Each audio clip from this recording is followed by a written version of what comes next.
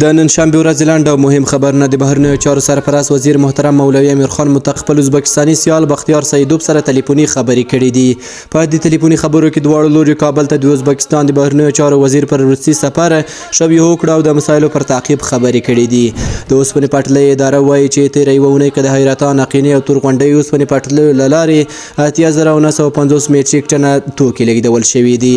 بلخ ولایت کې مزار شریف ښاروالۍ له لوري د ښار د 12 ناحیو د سړک جوړونې 8 پروژې بشپړې شوې دي.